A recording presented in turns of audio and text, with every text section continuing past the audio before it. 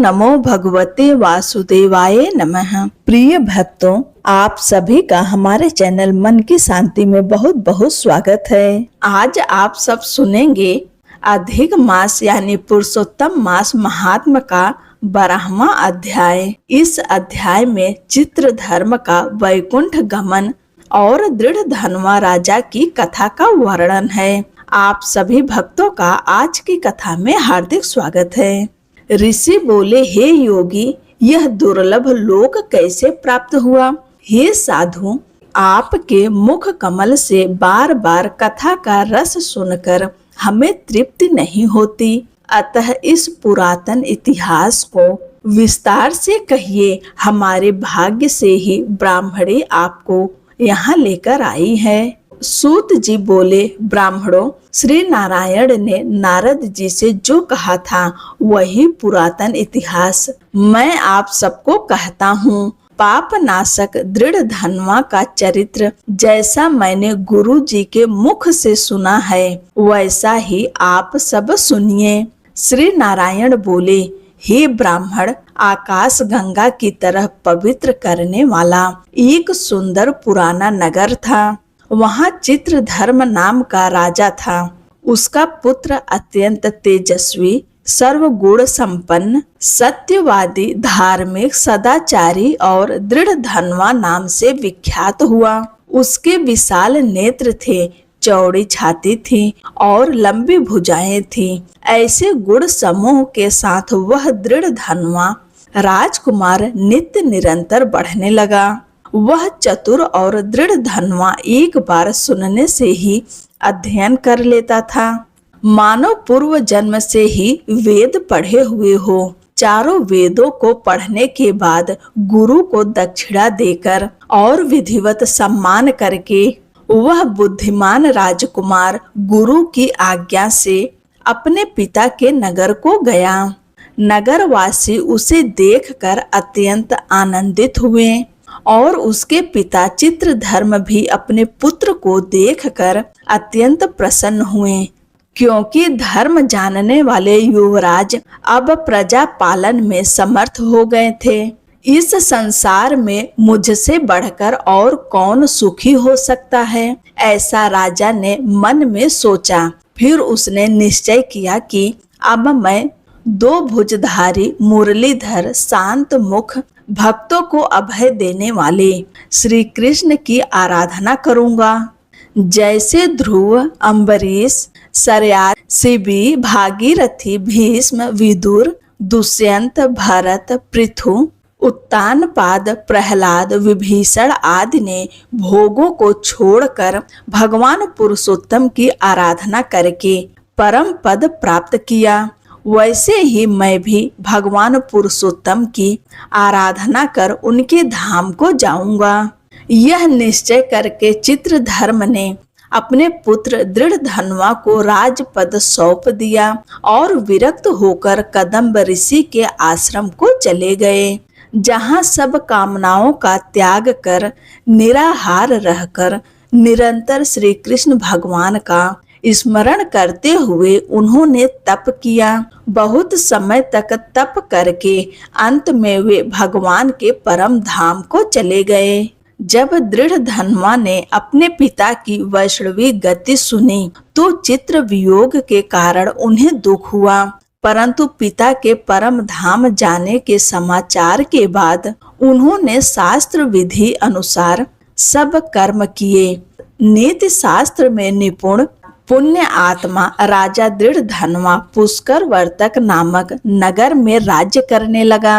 विदर्भ देश के राजा की अद्वितीय सुंदर कन्या दृढ़ धनवा की गुण सुंदरी नामक सुशील पत्नी थी, जिससे सुंदर और चतुर पुत्र तथा सुलक्षणा चारुमती नामक एक पुत्री उत्पन्न हुई।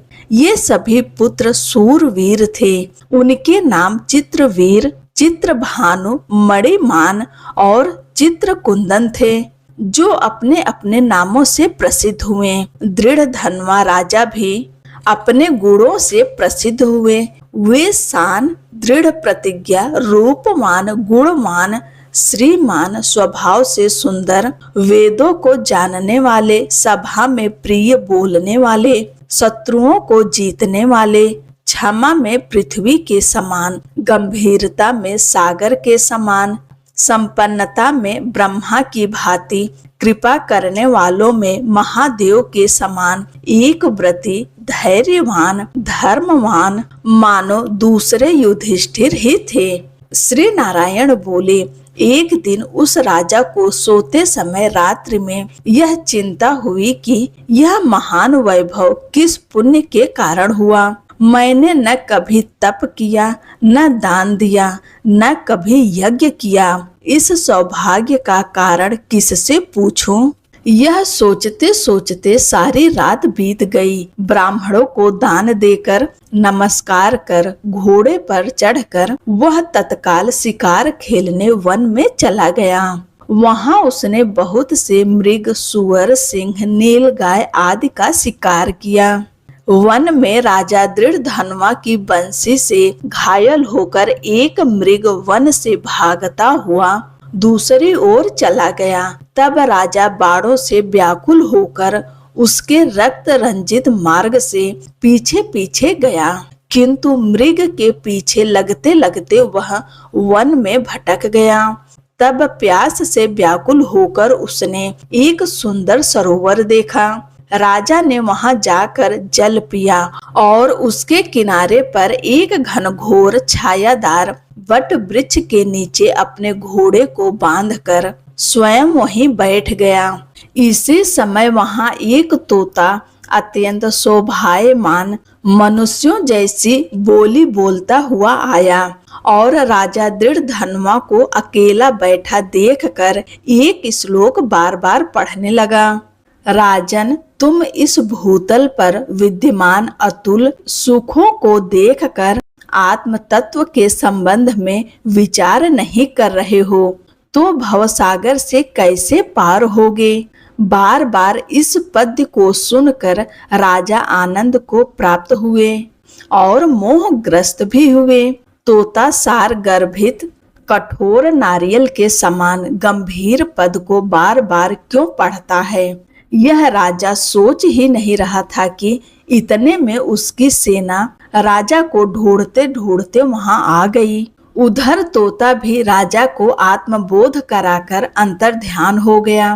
राजा अपनी नगरी में आकर तोते के वाक्य को स्मरण करते रहे। उन्होंने भजन पानी सब छोड़ दिया और गुमसुम हो गए, किसी के बुलाने पर भी नहीं बोलते थे। तब रानी ने एकांत में आकर राजा से प्रेम पूर्वक कहा, हे राजन, आप ऐसे उदास क्यों हो रहे हैं? उठिए, भजन पूजन कीजिए और बातचीत कीजिए। इस प्रकार रानी के समझाने पर भी राजा देवताओं को भी दुर्लभ उस तोते के सत्य वचन को स्मरण करता रहा और कुछ भी न बोला। तब रानी विरह विश्वास से अपने पति के मानसिक दुख से अत्यंत पीड़ित हुई, क्योंकि कई प्रयास करने पर भी वह अपने स्वामी की चिंता का कारण नहीं जान सकी। इसी चिंता में राजा का बहुत समय व्यतीत हो गया, किंतु संदेह दूर करने का कोई उपाय दिखाई नहीं दिया। नारद जी बोले, हे नारायण, ऐसी चिंता करते हुए राजा दृढ़धनवा का क्या हुआ सो कहिए, क्योंकि श्री कृष्ण भगवान के पवित्र चरित्र को थोड़ा भी सुनने से पाप नष्ट हो जाता है। अगले अध्याय में वाल्मीकि मुनि का राजा दृढ़धनवा के पूर्व जन्म का वर्णन सुनने का वृत्तांत है। इसी के साथ अब आप सब सुनिए भगवत गीता का यह अध्याय। भगवान श्री कृष्ण अर्जुन से बोले, अर्जुन, जो पुरुष कर्म के फल की इच्छा नहीं करता वह सन्यासी नहीं योगी है, तथा केवल क्रियाओं को त्यागने वाला भी सन्यासी या योगी नहीं है। इसलिए अर्जुन, जिसे सन्यास कहते हैं उसे तू योग जान, क्योंकि संकल्पों का त्याग करने वाला कोई भी पुरुष ही योगी होता है। सत्व बुद्धि रूप अग्नि में आरूढ़ होने की इच्छा वाले मननशील पुरुष के लिए योग की प्राप्ति में निष्काम भाव से कर्म करना ही हेतु कहा गया है और योगारूढ़ हो जाने पर उसके लिए सर्व संकल्पों का अभाव ही कल्याण हेतु है। जो कर्मों में आसक्त होता है उसे योग रूढ़ नहीं कहा जाता।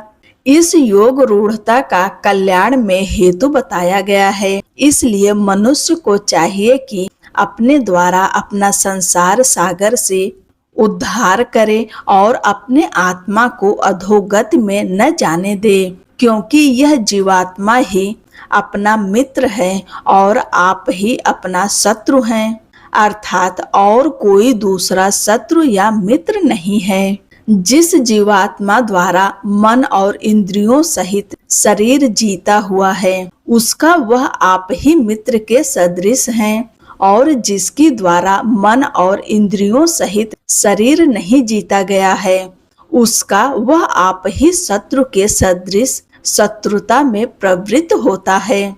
जिनकी इंद्रियां अच्छी प्रकार शांत है अर्थात विकार रहित है, ऐसी स्वाधीन आत्मा वाले पुरुष के ज्ञान में सच्चिदानंद घन परमात्मा सम्यक प्रकार से स्थित हैं, अर्थात उसके ज्ञान में परमात्मा के सिवा अन्य कुछ है ही नहीं। ज्ञान विज्ञान से तृप्त है, अंतःकरण जिसका तथा विकार रहित है, स्थिति जिसकी और अच्छे प्रकार जीती हुई है, इंद्रियां जिसकी तथा मिट्टी पत्थर और सोने के प्रति जिसकी ममता है, वह योगी युक्त अर्थात भक्ति योग प्रताप वाला कहा जाता है। जो पुरुष मित्र वैरी उदासीन मध्यस्थ द्वेषी और बंधुगणों में तथा धर्मात्मा और पापियों में भी समभाव वाला है वह अति श्रेष्ठ है।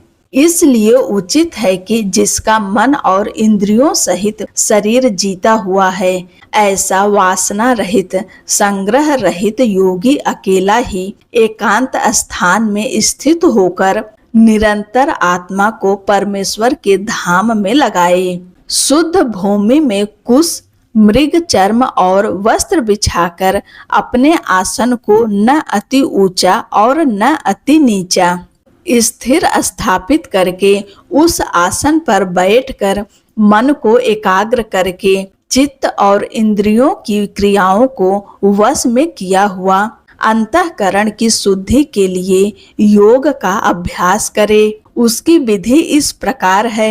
सिर और गर्दन को समान और अचल धारण किए हुए दृढ़ होकर अपने नासिका के अग्रभाग को देखकर अन्य दिशाओं को न देखते हुए ब्रह्मचर्य व्रत में स्थित रहते हुए भय रहित तथा अच्छी प्रकार शांत अंतःकरण वाला और सावधान होकर मन को वश में करके मुझ में लगे हुए चित्त वाला और मेरी परायणता में स्थित हुआ, इस प्रकार आत्मा को निरंतर परमेश्वर के स्वरूप में लगाता हुआ स्वाधीन मन वाला योगी मुझ में स्थित परमानंद की प्रकाष्ठा वाली शांति को प्राप्त होता है। परंतु अर्जुन, यह योग न तो बहुत खाने वाले को सिद्ध होता है और न बिल्कुल खाने वाले को तथा न अधिक शयन करने वाले को और न अत्यंत जागने वाले को ही सिद्ध होता है। यह दुखों का नाश करने वाला योग तो यथा योग्य आहार और विहार करने वाले तथा कर्मों में यथा योग्य कर्तव्य करने वाले और यथा योग्य शयन करने तथा जागने वाले को ही सिद्ध होता है। इस प्रकार युक्त अभ्यास से अत्यंत वश में किया हुआ चित्त संपूर्ण रूप में परमात्मा में भली प्रकार स्थित हो जाता है। उसे हर प्रकार की कामनाओं से रहित हुआ पुरुष योग युक्त कहा जाता है। जिस प्रकार वायु रहित स्थान में स्थित दीपक चलायमान नहीं होता, वैसे ही उपमा परमात्मा के ध्यान में लगे हुए योगी के जीते हुए चित्त की कही गई है। अर्जुन, जिस अवस्था में योगाभ्यासी निरुद्ध चित्त हो जाता है और जिस अवस्था में परमेश्वर के धाम से शुद्धि हुई सूक्ष्म बुद्धि द्वारा परमात्मा को साक्षात करता हुआ चिदानंद घन परमात्मा में ही संतुष्ट होता है तथा इंद्रियों से अतीत केवल शुद्ध हुई सूक्ष्म बुद्धि द्वारा ग्रहण करने योग्य जो अनंत आनंद है उसको जिस अवस्था में अनुभव करता है उसी अवस्था में स्थित हुआ यह योगी भगवत प्राप्ति से नहीं चलायमान से होता है। परमेश्वर की प्रताप रूप जो लाभ है उसे प्राप्त करके वह उससे अधिक दूसरा कुछ भी लाभ नहीं मानता और भगवत प्राप्ति रूप उस अवस्था में स्थित हुआ योगी बड़े भारी दुख से भी चलायमान नहीं होता।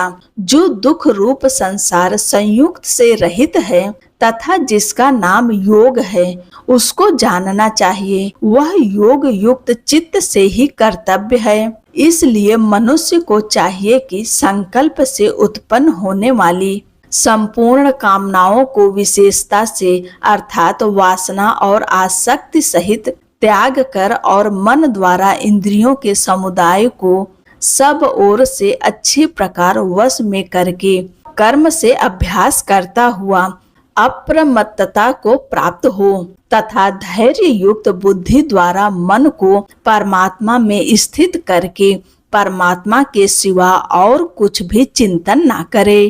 परंतु जिसका मन वश में नहीं हुआ हो उसको चाहिए कि यह स्थिर न रहने वाला और चंचल मन जिस जिस कारण से सांसारिक पदार्थों में विचरता है उसे रोक कर बार बार परमात्मा में ही निरोध करें।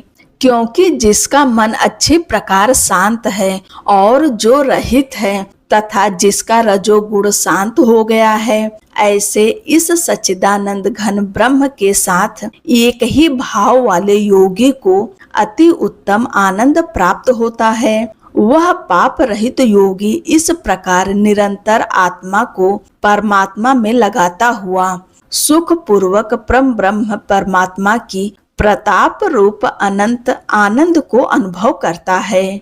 अर्जुन सर्वव्यापी अनंत चेतन में एक ही भाव से स्थित रूप से युक्त तथा सब में समभाव से देखने वाला योगी आत्मा को संपूर्ण भूतों में बर्फ में जल की भांति व्यापक देखता है और संपूर्ण भूतों को आत्मा में देखता है। जो पुरुष संपूर्ण भूतों में आत्म रूप मुझ में वासुदेव को ही व्यापक देखता है और संपूर्ण भूतों को मुझ में वासुदेव के अंतर्गत देखता है उसके लिए मैं अदृश्य नहीं होता और वह मेरे लिए अदृश्य नहीं होता क्योंकि वह मुझ में एक ही भाव में स्थित है। इस प्रकार जो पुरुष एक ही भाव में स्थित होकर संपूर्ण भूतों में आत्म रूप से स्थित मुझ में सच्चिदानंद घन वासुदेव को भजता है वह योगी सब प्रकार से बढ़ता हुआ भी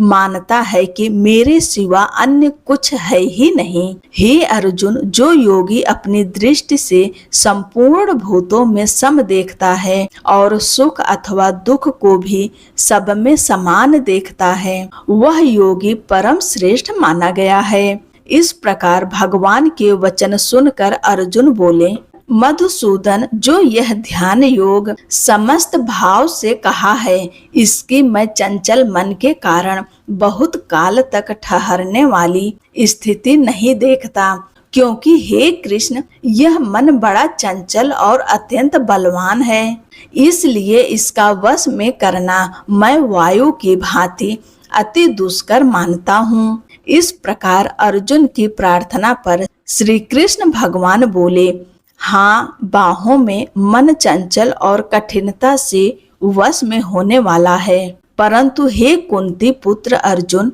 अभ्यास और वैराग्य से यह वश में होता है।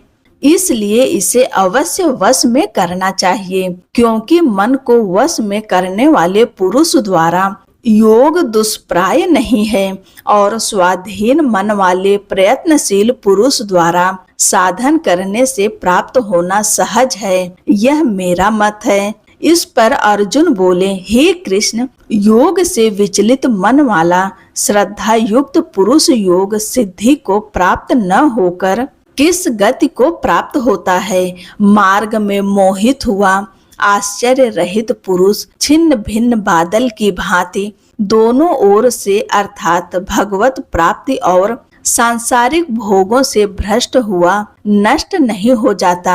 हे कृष्ण, मेरे इस संशय को संपूर्णता से छेदन करने के लिए आप ही योग्य हैं, क्योंकि आपके सिवा दूसरा इस संशय का छेदन करने वाला मिलना संभव नहीं है।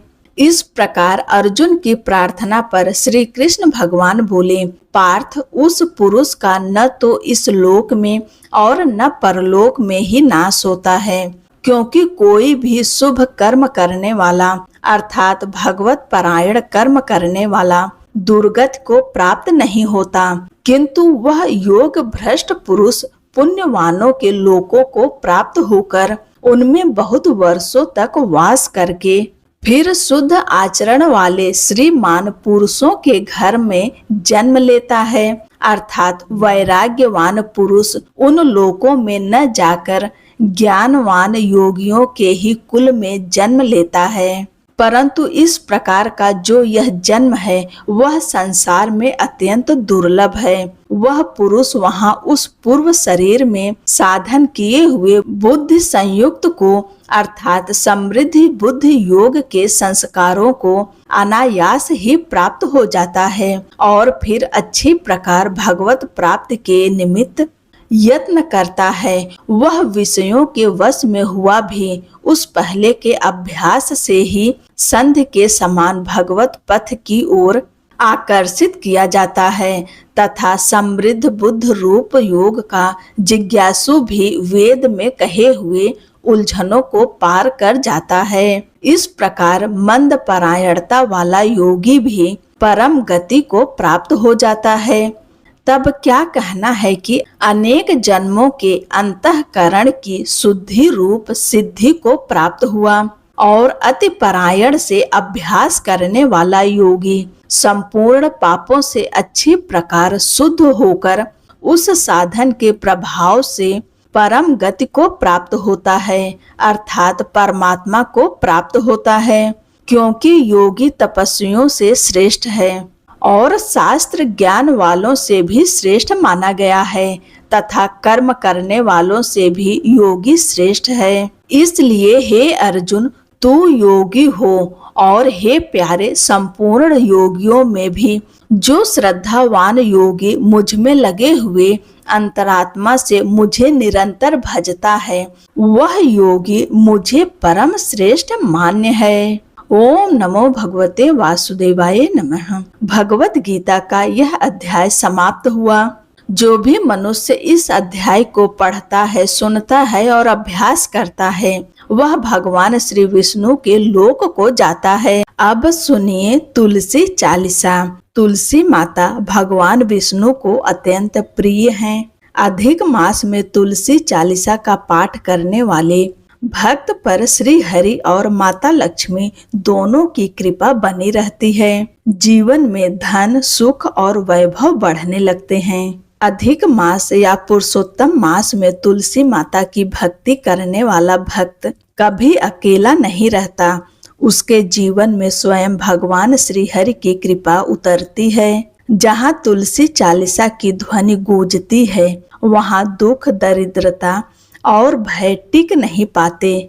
तुलसी माता की कृपा से जीवन में सुख, शांति, समृद्धि और भक्ति का प्रकाश फैल जाता है। जय तुलसी माता, जय श्री हरि विष्णु। तुलसी चालीसा। श्री तुलसी महारानी करो विनय सिरनाए, जो मम हो संकट विकट दीजय मात नसाए। नमो नमो तुलसी महारानी, महिमा अमित न जाए बखाने। दियो विष्णु तुमको सन्माना, जग में छायो सुयस महाना। विष्णु प्रिया जय जयति भवानी, तिहु लोक की हो सुख कानी। भगवत पूजा कर जो कोई, बिना तुम्हारे सफल न होई। जिन घर तव नहीं होए निवासा, उस पर करहि विष्णु नहीं वासा। करे सदा जो तव नित्य सुमिरन, तेहि के काज होय सब पूरन। कार्तिक मास महात्म तुम्हारा, जाको जानत सब संसारा। तव पूजन जो करे कुंवारी, पामे सुंदर वर सुकुमारी। कर जो पूजन नित प्रति नारी, सुख संपत्ति से होय सुखारी। वृद्धा नारी करें जो पूजन, मिले भक्ति होवे पुलकित मन। श्रद्धा से पूजे जो कोई, भवनिधि से तर जावे सोई। कथा भागवत यज्ञ करावे, तुम बिन नहीं सफलता पावे। छायो तब प्रताप जग भारी, ध्यावत तुम ही सकल चित धारी। तुम्ही मात यंत्रन तंत्रन, सकल काज सिद्धि होवे क्षण में। औषधि रूप आप हो माता, सब जग में तब यश विख्याता। देव ऋषि मुनि औ तपधारी, करत सदा तब जय जयकारी। वेद पुराणन तब यश गाया, महिमा अगम पार नहीं पाया। नमो नमो जय जय सुख कारणी, नमो नमो जय दुख निवारणी। नमो नमो सुख संपत्ति देनी, नमो नमो अघ काटन छेनी। नमो नमो भव पार उतारणी, नमो नमो परलोक सुधारणी। नमो नमो निज भक्त उबारणी, नमो नमो जन काज सवारणी। नमो नमो जय कुमति नसामणि, नमो नमो सुख उपजामणि। जयति जयति जय तुलसी माई, ध्याऊं तुमको शीस नवाई। निज जन जाने मोहि अपनाओ, बिगड़े कारज आप बनाओ। करो विनय मैं मात तुम्हारी, पूर्ण आशा करहूँ हमारी। शरण चरण कर जोर मनाऊं, निस दिन तेरे ही गुण गाऊं। करहु मात यह अब मोह पर दया, निर्मल होय सकल मम काया। मांगो मात यह बर दीजय, सकल मनोरथ पूर्ण कीजय। जानो नहीं कुछ नेम अचारा, क्षमहु मात अपराध हमारा। 12 मास करे जो पूजा, ता सम जग में और न दूजा। प्रथम ही गंगा जल मंगवावे, फिर सुंदर स्नान करावे। चंदन अक्षत पुष्प चढ़ावे, धूप दीप नैवेद्य लगावे। करे आचमन गंगा जल से, ध्यान करे हृदय निर्मल से। पाठ करे फिर 40 की, स्तुति करे मात तुलसा की। यह विधि पूजा करे हमेशा, ताके तन नहीं रहे क्लेशा। करे मास कार्तिक का साधन, सोवे नित पवित्र सिद्ध हुई जाहि। है यह कथा महा सुखदाई, पढ़े सुने सो भवतर जाई। तुलसी मैया तुम कल्याणी, तुम्हारी महिमा सब जग जानी। भावना तुझे माँ नित नित ध्यावे, गा गा कर माँ तुझे रिझावे। यह श्री तुलसी चालीसा पाठ करे जो कोय, गोविंद सो फल पावहि जो मन इच्छा होय। तुलसी मैया की आरती। जय जय तुलसी माता, सब जग की सुखदाता। जय जय जय तुलसी माता, सब योगों के ऊपर सब रोगों के ऊपर। रुज से रक्षा करके भवत्राता। जय जय जय जय जय तुलसी माता, बटुपुत्री हे श्यामा, सुरबल्ली हे ग्राम्या। विष्णु प्रिय जो तुमको सेवे, सो नर तर जाता। जय जय जय जय जय तुलसी माता, हरि के शीस विराजत, त्रिभुवन से हो वंदित। पतित जनों की तारणी तुम हो विख्याता। जय जय जय जय जय तुलसी माता, लेकर जन्म विजन में आए दिव्य भवन में। मानव लोक तुम्ही से सुख संपत्ति पाता। जय जय जय जय जय तुलसी माता, हरि को तुम अति प्यारी, श्याम वरुण कुमारी। प्रेम जब है उनका, तुमसे कैसा नाता। जय जय जय जय जय तुलसी माता, सब जग की सुखदाता। जय जय जय जय जय तुलसी माता। बोलो तुलसी माता की जय, भगवान विष्णु की जय, भगवान शालिग्राम की जय। जय श्री हरि, राधे राधे।